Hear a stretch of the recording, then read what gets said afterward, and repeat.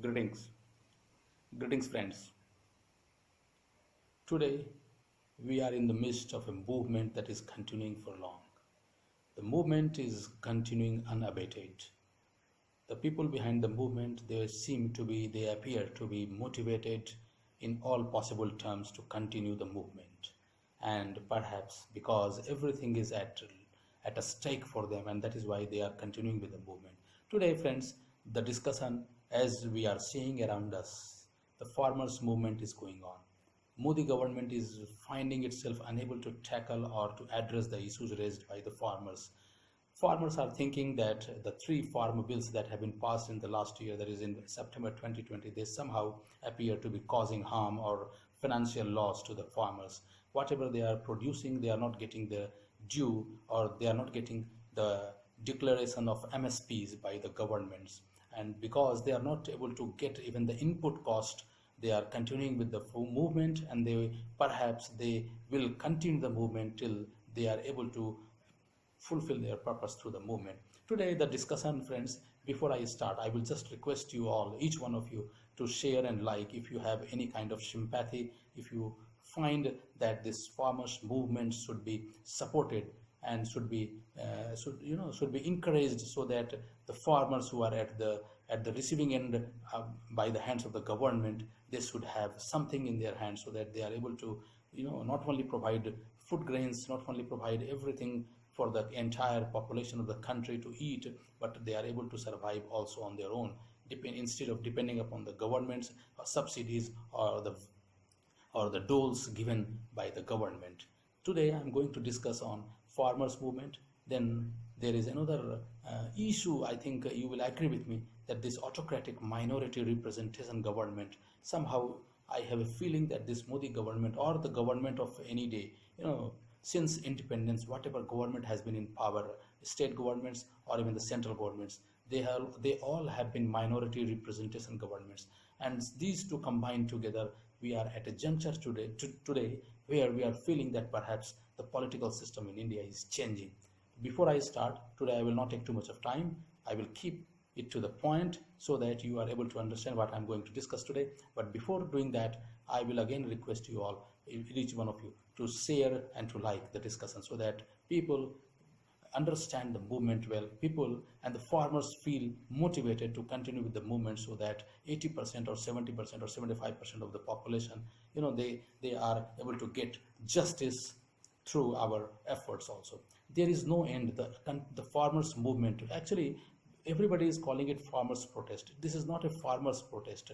The kind of level it has reached, the kind of involvement, the kind of engagement it has been achieving, or it has been getting from the people across the country, it should be called farmers movement. And there is no end or hope for the end of farmers movement going on for more than 2 months, exactly 75, 76 days. It is continuing uninterrupted, oscillating between sometimes weak and sometimes strong. Sometimes in between we felt that it's going weak, or because of the incident that happened on the Republic Day, people started feeling that perhaps it will fade or it will go disappear. But all of a sudden it became strong, and now it is stronger, strongest. Perhaps it is going stronger and stronger day by day, hour by hour, minute by minute. Of late, it has picked up steam and energy due to its leaders. The three farm bills passed in both houses of parliament, that is Lok Sabha and Rajya Sabha, in the month of September in the most undemocratic manner, was itself the culmination of the autocracy and impracticality of the Modi government. The BJP Modi government ruthlessly killed all democratic values and traditions by passing the bills in the most undemocratic manner. The way it was passed, and the way it was, it was passed in both houses. It presented, or it perhaps sent a feeling that Modi government believes lesser and lesser in the democratic systems.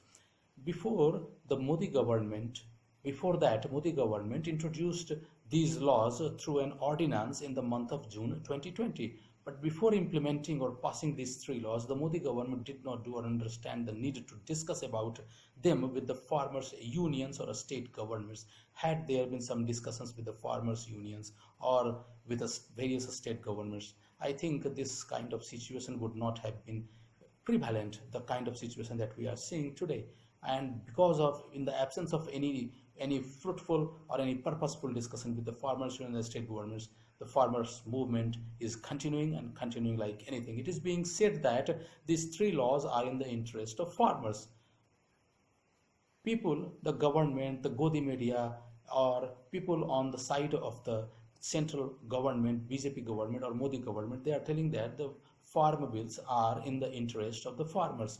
But perhaps we understand that when someone intends to do harm, if someone intends to hurt or cause injury, or someone has to be fooled, then they are given harmful or poisonous things wrapped in some good things, so that they are not able to understand that something harmful is hidden inside, and the harm is done and slander is also avoided. Like poisonous things or harmful things being given in a gulab jamun, wrapped in a gulab jamun, so that people do not understand the sentiments, the feelings, the purpose behind the gulab jamun, but at the same time, the harm is done and the slander is also avoided. The kind, the nature, the way these three farm bills were passed in both houses of parliament, Lok Sabha and Rajya Sabha, it sends a feeling, it conveys a feeling that the Modi government was in haste, undue haste to pass these three bills. Perhaps something different or some other agenda was in their mind, in its mind, and that is why these bills were passed hurriedly. We all have children. This is very, very practical. This is very, very, uh, we all know these things actually. We all have children at our homes, and every parent prepares the food or takes decisions that children love or like.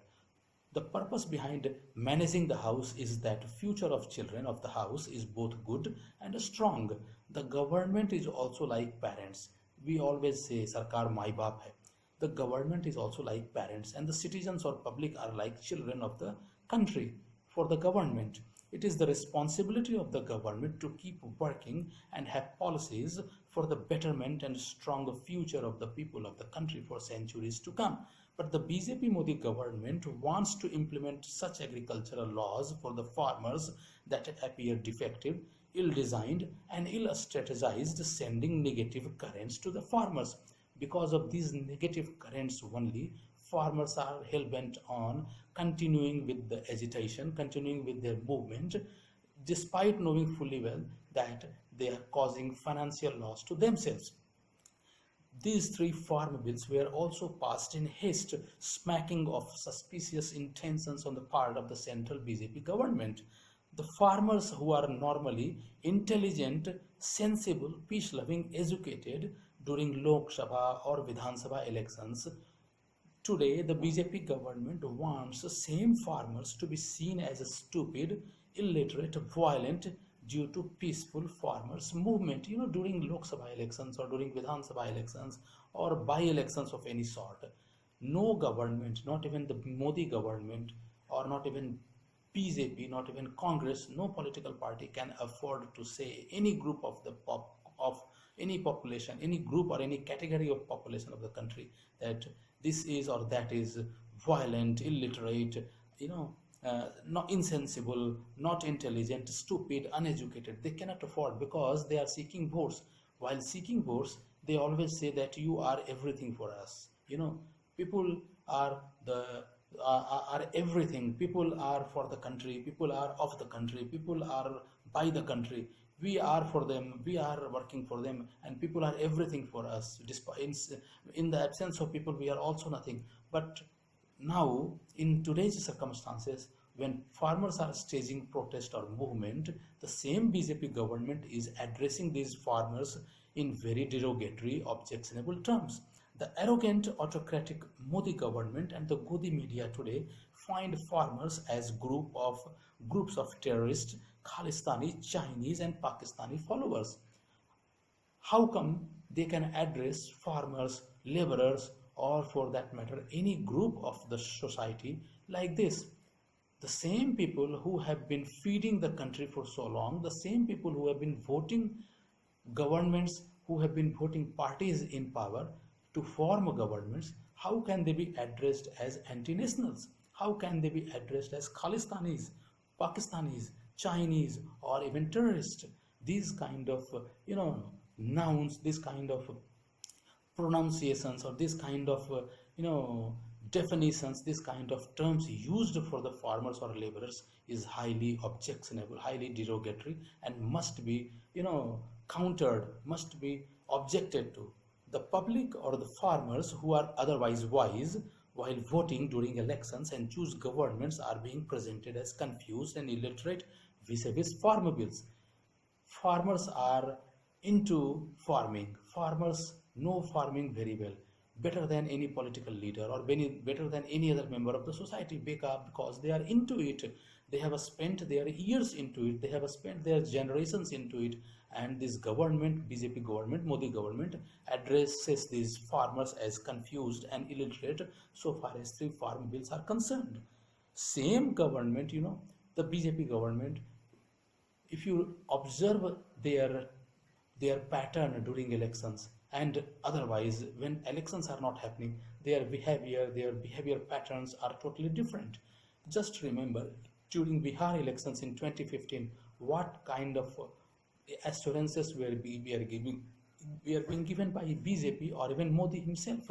He, while addressing one rally, he was talking about giving some special economic package the to the Bihar people or even the state of Bihar, and he was talking 50,000 crores, 60,000 crores, 70, 80, 90,000 crores, 1 lakh crore. Ultimately, he stopped at 1,25,000 crores.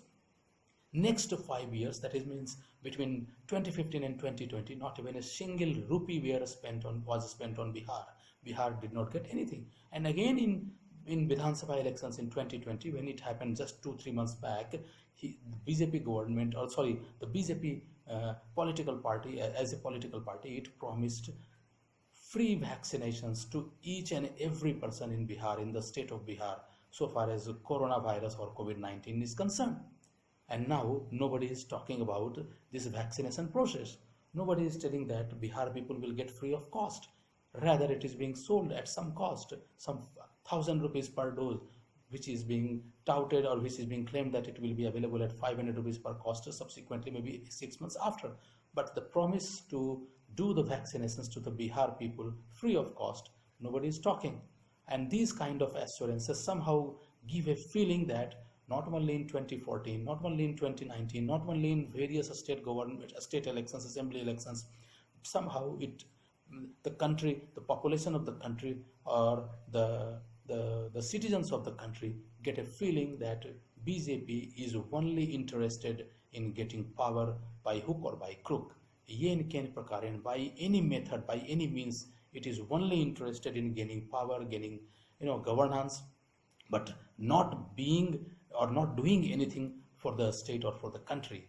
But get the power, don't do anything, just talk and talk, give false promises, do false promises, lie, whatever you can say, but lies and lies only, but don't do anything. Modi government feels obnoxious and interfering the tweets by a few foreign celebrities. Recently, some foreign celebrities, they have tweeted in favor of the farmers movement, and this has not been liked by the Modi government. The Modi government feels obnoxious, feels interfering the tweets by a few foreign celebrities like Rihanna, Mia Khalifa, Greta Thunberg, Meena Harris, Susan Sarandon, etc., etc., etc., supporting farmers movement. But if any foreign government supports the government's stand, it feels welcome and no interference. The government itself interferes in various matters of other countries, but it does not find them interfering in other countries' internal matters. The slogan by Modi government or even Modi himself, "Ab ki baar Trump Sarkar," during Namaste Trump visit, and otherwise also there was one Howdy Modi movement in USA. In that also he talked about "Ab ki baar Trump Sarkar," and another Namaste Trump gathering or Namaste Trump kind of rally, you can say, in Ahmedabad. Modi was talking "Ab ki baar Trump Sarkar," and his lectures abroad teaching democracy to other countries make the proverbial saying of "Par upadesh kusal bahutere," "Par upadesh kusal bahutere," that means don't do what you say, don't behave what you preach. And this kind of behavior, or this kind of disposition is very, very evident, very, very very it appears that it is the strength of the Modi or Modi government to say something and do something. On 5th of August 2019, Article 370 was annulled relating to Jammu and Kashmir. Subsequent to that, on 29th October 2019, actually there was huge hue and cry within the country because of this abrogation, and people were up in arms. Jammu and Kashmir people, they were protesting.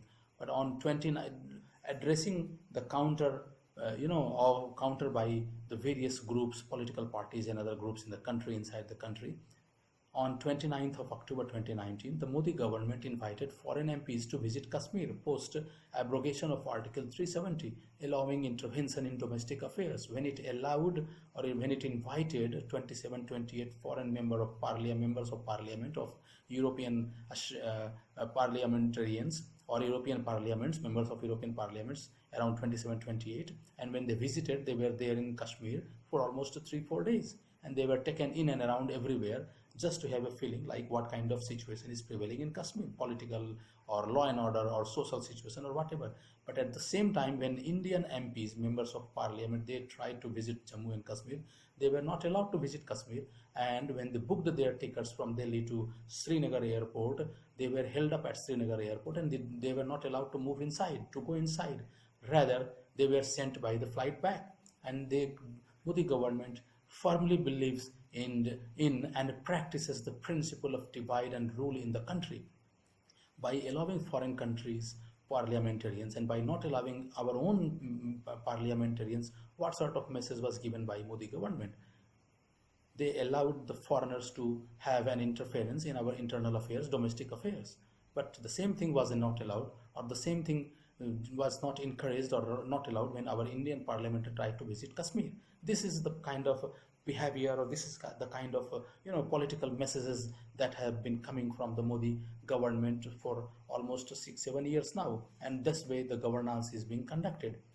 Similarly, Modi has been honored by various state governments. The Russian government has honored him, the UAE government has honored him, the Saudi Arabian government has honored him. When you don't want others to interfere in your internal affairs, there is no moral authority or moral power to receive honors at the hands of the foreign governments. Just because you should say that this will be an interference in the internal affairs of those countries, and I don't want to encourage that, I don't want to be seen engaged in that, and that is why I don't want to be honored by the foreign governments. But all the honors were pleasantly, happily received by Modi while visiting those countries. Since independence, the central and the state governments of the country have been minority governments, but they have always worked to impose themselves, ignoring majority sentiments. Why I am calling minority representation or minority representational governments? Decisions against national and public interest have been taken time and again.